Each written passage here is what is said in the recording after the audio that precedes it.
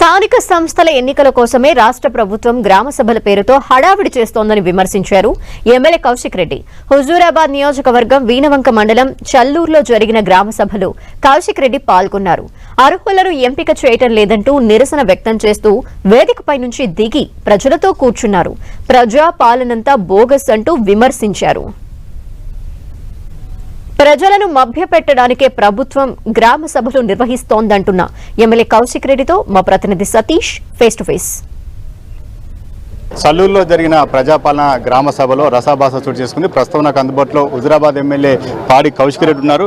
ఏం సార్, ప్రజాపాలన మీదలో జరుగుతున్నటువంటి అంశాలపైన మీకు ఎలాంటి అభ్యంతరాలు ఉన్నాయి? ఇలా ఒక్కటే చెప్తున్నా సతీష్ గారు, ఇలా స్వయంగా మీ సాక్షిగా నేను స్టేజ్ మీద నుంచి కూడా దిగిపోయి ఇలా ప్రజల పక్షాన నిలబడి అసలు వీళ్ళు ఏం చేస్తున్నారు అని అడిగిన.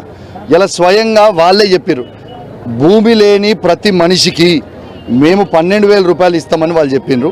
ఇలా మరి వాళ్ళే స్థలం లేనోళ్ళు 257 మంది చెల్లూరు గ్రామంలో ఉన్నారు అని వాళ్ళే ప్రకటించి మళ్ళీ లిస్ట్ ఏమో వాళ్ళకి ఒక్కరికి కూడా ఆత్మీయ భరోసా కింద 12,000 రూపాయలు ఇస్తామని చెప్పలేదు. దాన్ని ఖచ్చితంగా వాళ్ళు ఇచ్చిన మాట ప్రకారం ఖచ్చితంగా ఇవ్వాలని నేను డిమాండ్ చేస్తూ ఉన్నాను.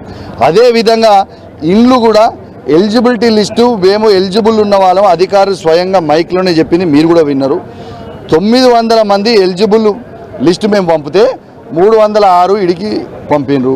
ఈ 306లో వీళ్ళు పంపినాక ఇలా హుజూరాబాద్ కాన్స్టిట్యున్సీకి 3,500 ఇండ్లు ఇచ్చిర్రు. మేము ప్రజాపాలన కన్నా మొత్తం గ్రామ సభ పెట్టి ఎంపిక చేస్తున్నామని చెప్పారు. మరి ఈ 306 మంది మీరు అన్నట్టే ఎలిజిబుల్ ఉంటే మరి ఈ గ్రామంకి ఎన్ని ఇళ్ళు మీరు అలాట్ చేసిర్రు అనేది చెప్పాలా వద్దా? అర్హులను ఎంపిక చేయడం లేదు, అవకతవకలు జరుగుతున్నాయనే మీ అభ్యంతరమా? 10,000% బాస్. 900 మంది 1,297 మంది ఈ చెల్లూరు గ్రామంలో అప్లికేషన్లు పెట్టిండ్రు. వాళ్ళు పెడితే అధికారులు ఇక్కడ నుంచి 900 మంది ఎలిజిబుల్ అని లిస్టు పంపితే కేవలం 306 ఇచ్చినట్టు దాని అర్థం ఏంటి? What is the percentage?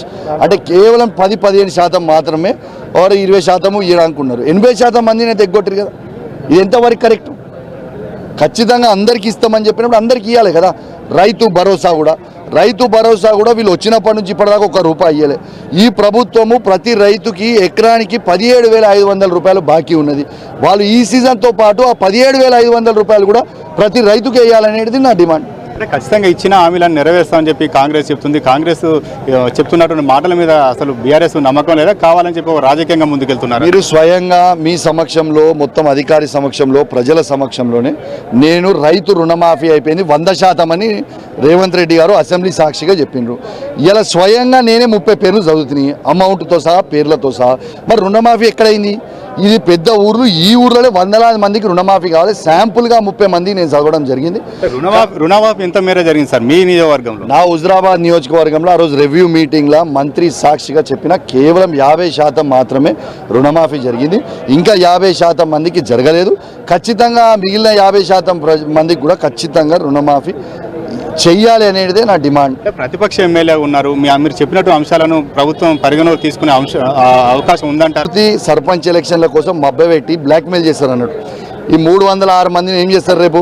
అయ్యో చూసినా మీ ప్రకటించినాం, ఈ మీరు ఓటు రేపు కాంగ్రెస్ పార్టీకి వేస్తేనే మీకు ఇల్లు శాంక్షన్ అవుతుంది. మళ్ళీ ఓటు అయిపోయాక పత్తకుండా ఒకడు, అది వేరే ముచ్చారు.